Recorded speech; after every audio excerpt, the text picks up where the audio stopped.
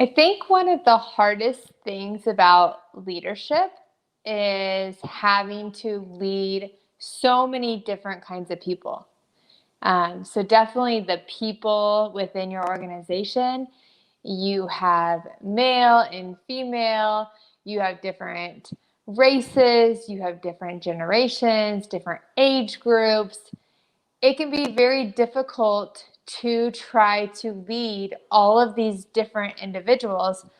And not only are we talking about, you know, age, sex, religion, um, race, but personalities in general. You could have somebody that fits all four of those categories the same, but they have a different personality, a different style of working and conducting themselves. You've heard me, if you've watched very long, we've talked about the Enneagrams.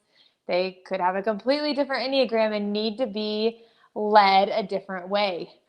So today, I want to talk to you guys a little bit, dive in a little bit into generational leadership, because it's possible that you could have 4 to 5 generations within your company right now, which is insane. Having to lead 4 or 5 potentially different generations, and very difficult. So the inspiration behind this is Darren Hardy has a training program called The Hero's Journey, which I am currently going through, and it is on leadership. And so this is where I got some of the takeaways. I'm just going to go through a brief little tiny segment of it. But if you're wanting to dive in more on leadership and how to lead people, I encourage you to look into this program. So I'm going to go through 4 different types of generations. The 5th one, okay, so we do have a 5th one, the builders, which would be born between 1930 and 1945. So anyone above the age of 75 that is working within your organization would be in the builders category. And how to lead them, the best way to lead them would be clear rules, regulations, and direction, mining their wisdom with questions and authentic interest. That would be the best way to lead those that are above 75 that are still working within your organization.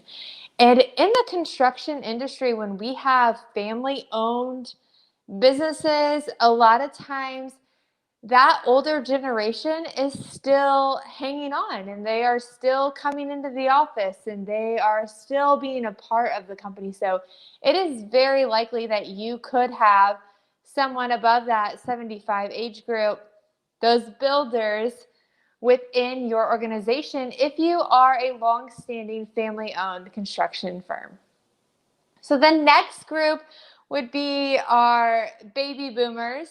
And I know that on different sites and different things that you look up, the dates could be a little different than what I'm saying here. This is coming from his training materials. So baby boomers are between 1946 and 1964. So they are 56 to 75 years old. And the best way to lead them would be through challenge, competition, crusading a cause, teamwork, data and process orientation, recognition and status rewards, anxious to please. So going into a little bit into motivations as well.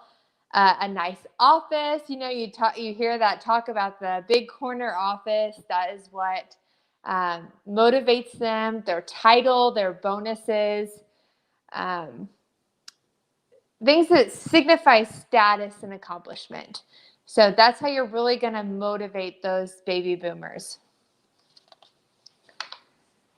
The next generation is Generation X. So then you have 1965 to 1980. So you're looking at 40 to 55-year-olds. And how to lead them: look for meaningful work to feel significant, offer independence and flexibility, work-life balance, recognition on merit, not age or seniority. And they are motivated by freedom to work on their own terms, recognition for achievements, and keeping it real and authentic. The next group is your millennials, which if you're anything like me, that's all you've heard the last 10 years to be talked about in different leadership classes and conferences are these damn millennials. They are 1981 to 1994, so you're looking 27 to 40 years old. Yes, you millennials are getting a little older now.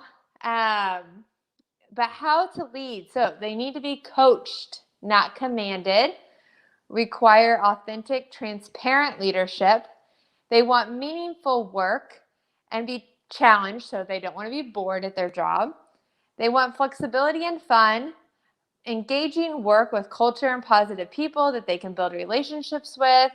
They want to be trusted despite their age, are motivated by learning, appreciate their mentors, and are looking for stability. And what motivates them is going to be meaningful work and serving people, want immediate and frequent feedback, be nice, little to no micromanaging, and desired change every 3 months. So those are your millennials. And now we have another generation in the group. So Generation Z is going to be anyone born after 1995. And how to lead them. Offer brief feedback often as a coach. Create structure. Give clear directions, but allow for flexibility and to work independently. Be open and transparent. What gets rewarded gets repeated. Offer opportunities for quick advancement. Lots of recognition and personal growth. And motivation for them, let them do it on a screen and let them do it their way. So again, kind of the micromanaging needs to stop. Let them kind of figure it out on their own way. So a bunch of different aspects there to be taken. There's a lot more. The hero's journey goes into a lot more into each category, kind of how they got to where they are and why they need to be led a certain way, why their motivations are a certain way. It's very fascinating to me, and if you want more information, then definitely check that out. Again, it's the hero's journey with Darren Hardy. Oh, sorry, my phone is skipping over there.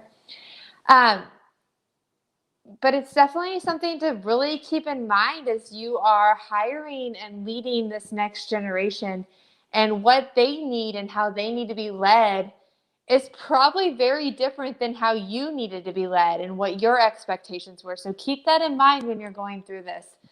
If you have any questions, please comment or shoot us over an email, and we will be glad to answer those. We have our Q&A tomorrow, so if you do have any questions, go ahead and get those submitted so that we can try to answer them tomorrow. And I hope you keep coming back and seeing us every day. Typically, we've been on around the 4 o'clock hour Central Time, so checking on the time zones, but we will talk to you tomorrow. Thank you.